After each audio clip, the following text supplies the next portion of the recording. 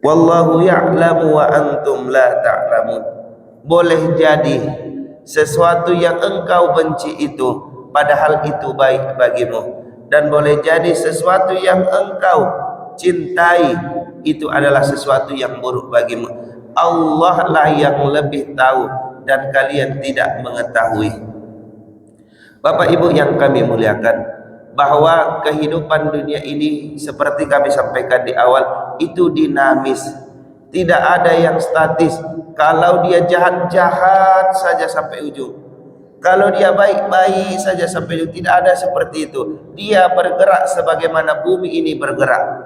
Maka Bapak Ibu, sesuatu hal itu pun bisa berubah, orang pun bisa berubah. Ini harus kita tanamkan Bapak Ibu.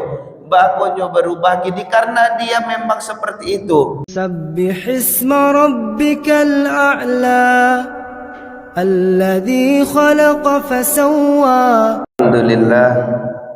Alhamdulillahilladzi hadana lihada wa ma kunna linahtadiya laula an hadanallah. Asyhadu an la ilaha illallah wa asyhadu anna Muhammadan abduhu wa rasuluh la nabiyya ba'dah.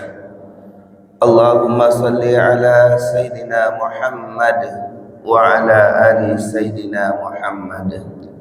Bapak Ibu jamaah salat subuh yang kami muliakan, alhamdulillah, pertama kita bersyukur kepada Allah. Senantiasa Allah berikan kita kesehatan, kesempatan mampu hadir di masjid ini. Kita mampu melaksanakan ibadah semata-mata taat kepada Allah, taat kepada perintahnya. Kemudian kita bersalawat kepada Nabi Muhammad sallallahu alaihi wasallam, khatimul anbiya, yang menjadi penutup para nabi, yang membawa risalah, yang membawa syariat Islam yang begitu sempurna kepada kita. Bapak Ibu yang kami muliakan, pada pengajian ini kita akan membahas, diawali daripada hadis Nabi Muhammad sallallahu alaihi wasallam yang diriwayatkan oleh Imam Ahmad, juga diriwayatkan oleh Imam Muslim. Hadisnya adalah, ya muqallibal qulub tsabbit qalbi ala dinik. Wahai yang membolak-balikkan hati manusia, yang membolak-balikkan hati, tsabbit, teguhkanlah, qalbi ala dinik, hatiku di atas agamamu. Kemudian dalam hadis lain juga disebutkan, Allahumma musarrifal qulub, Allahumma musarrifal qulub, sarrif qulubana ala ta'atik. Ya Allah yang memalingkan hati, maka palingkanlah hati kami terhadap ketaatan. Bapak Ibu jamaah sekalian yang kami muliakan, pertama kita dudukkan dulu apa yang dimaksud dengan qulub atau qalbun. Qulub atau qalbun dalam bahasa Arab diartikan ke bahasa Indonesia adalah yang bergerak, yang berbolak-balik, yang itu tidak stay di suatu tempat. Artinya dia bisa berpindah-pindah. Maka pengambilan kata muqallibun, yang membolak-balikkan, itu diambil daripada qalaba dan nanti menjadi qulub, yaitu hati. Maka hati ini dinamai dengan qulub karena sifatnya yang berpindah-pindah, sifatnya yang bergerak. Kalau bahasa ilmiahnya dinamis. Bapak Ibu yang kami muliakan, maka doa yang diajarkan oleh Nabi itu, Nabi ingin mengingatkan kepada kita bahwa hati ini kalau tidak dimintakan ketetapan kepada Allah, maka dia akan cepat berbalik, cepat berpindah-pindah. Ada orang yang pada awalnya dia taat, kemudian dia berpaling dengan kepada kemaksiatan. Ada orang yang maksiat, kemudian Allah berikan ketetapan pada hatinya untuk taat kepada agama Allah, maka luar biasa istiqamahnya. Maka ini yang kita mintakan Bapak Ibu, kita hadir ke masjid ini Yang pertama, kita minta kepada Allah, Allah tetapkan hati kita cinta kepada masjid kita ini. Karena kalau kita cinta kepada masjid ini, tentu banyak ibadah yang bisa kita lakukan. Tapi kalau sudah enggan ke masjid, tidak mau lagi ke majelis-majelis ilmu, maka akan mudah, akan rentan seseorang itu berpaling hatinya, akan kembali ditipu daya oleh duniawi. Bapak Ibu yang kami muliakan, maka ketetapan hati atau keteguhan hati kita terhadap agama Islam ini tetap kita minta kepada Allah. Karena Allah yang membolak-balikkan hati kita.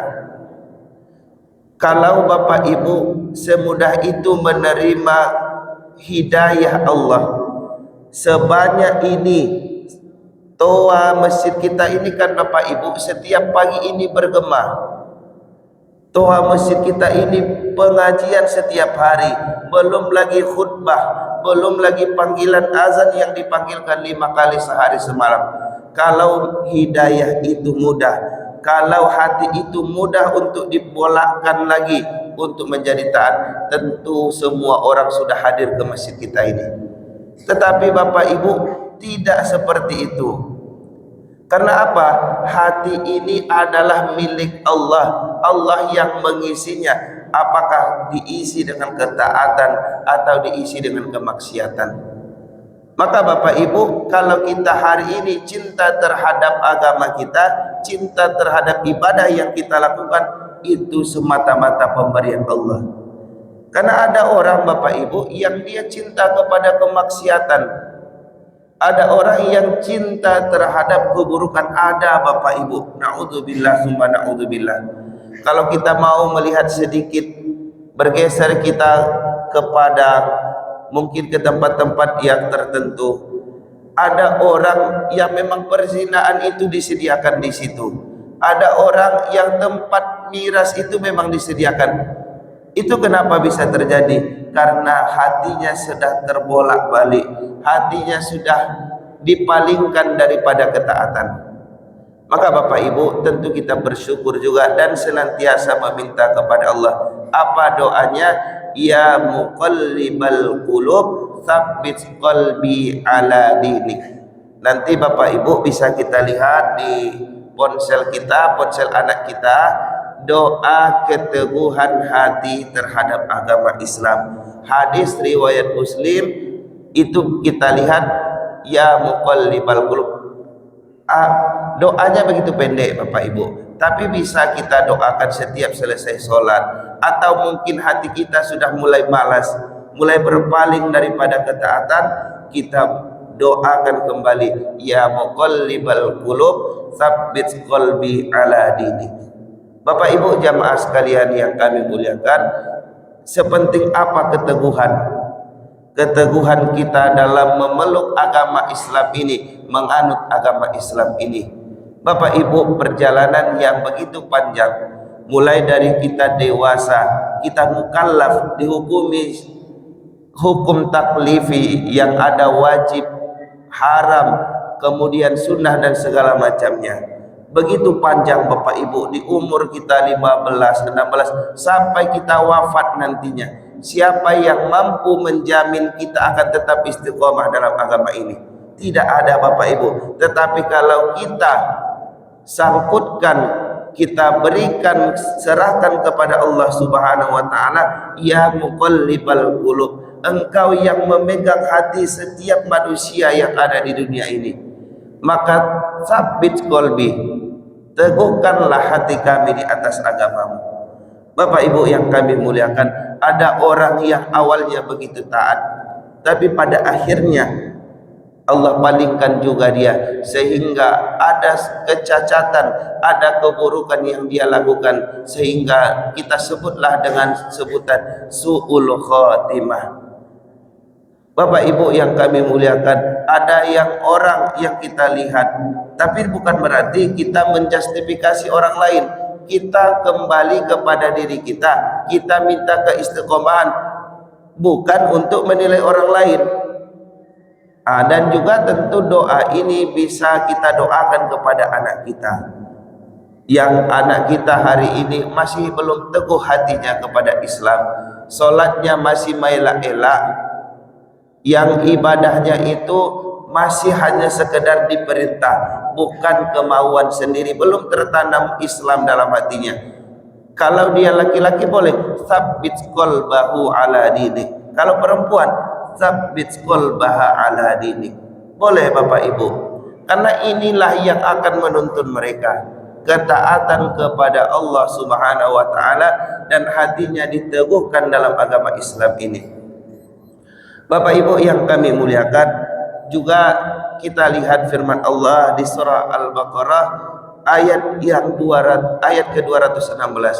A'udzu billahi minasyaitonir rajim.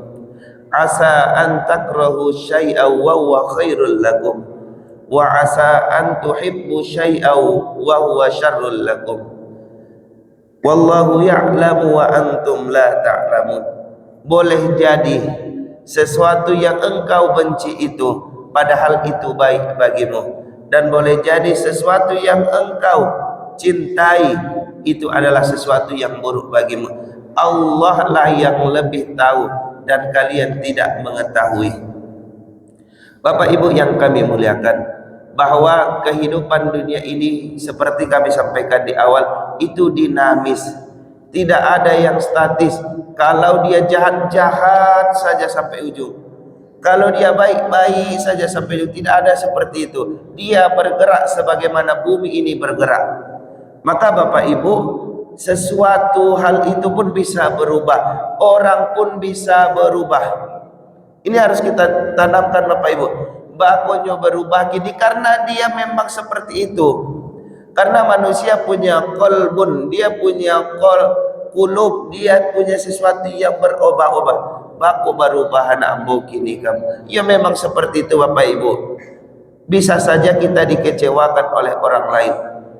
Maka Bapak Ibu, yang harus kita pahamkan dalam diri kita, kalau dia berubah, maka kita doakan dengan doa tadi, doa yang diajarkan oleh Nabi, ya muqallibal qulub tsabbit qalbahu, tsabbit qalbi, tsabbit qalbaha ala dinik. Supaya apa Bapak Ibu? Mudah-mudahan Allah kembalikan hatinya, tidak berpaling hatinya daripada cinta kepada kita, cinta kepada Allah dan Rasulnya. Bapak Ibu, kita lihat bagaimana perubahan di dunia ini memang benar-benar terjadi. Kalau di tahun 2000-an Bapak Ibu, kita memberikan contoh seperti ini, bahwa manusia cepat berubah Bapak Ibu. Pada tahun 2000-an, yaitu Bapak Amin Rais itu begitu digemari, begitu digandrungi, bahkan partainya begitu dieluk-elukkan oleh masyarakat. Tapi hari ini Bapak Ibu, dia sendiri itu dibuang oleh partai yang membesarkan namanya. Dia tidak dipakai oleh generasi-generasi mudanya. Bahkan beliau itu membuat partainya sendiri, karena partai yang dia besarkan sendiri itu membuangnya. Bapak Ibu yang kami muliakan, tokoh politik yang kita lihat beberapa tahun lalu, mereka saling menyindir, saling menjatuhkan dengan kebencian, dengan bahasa-bahasa yang buruk. Tapi hari ini mereka bergandengan tangan, mereka tertawa bersama. Apa artinya Bapak Ibu? Manusia itu cepat berubah. Maka jangan sampai kita menyikapi perubahan manusia itu dengan cara yang salah. Bagaimana cara menyikapi perubahan apalagi terhadap orang lain? Yang pertama adalah Bapak Ibu, ketika kita melihat perubahan orang lain, kita tetap mencintai dan tetap mengingatkannya. Itu Bapak Ibu. Kalau anak kita mungkin yang sudah menikah, sudah mulai fokus dengan keluarganya, ada perbedaan-perbedaan yang kita rasakan setelah dia menikah, tetap kita berikan cinta terbaik kita. Tetap kita lihat, inilah berubah kini semenjak wabini. Itu yang sering terjadi Bapak Ibu. Padahal bukan dia yang berubah, mungkin dia palingkan hatinya, dia palingkan cintanya, dia bagi cinta kepada orang tua, cinta kepada istri, cinta kepada anak. Maka apa yang kita lakukan? Tetap mencintai anak kita, tetap lakukan yang terbaik kepada anak kita. Mungkin porsi cintanya berbeda, tetapi kita tetap memberikan kasih sayang sebagaimana anak yang kita besarkan dari awal. Dari dia kecil sampai dia menikah, sampai dia punya anak, kita tetap mencintainya.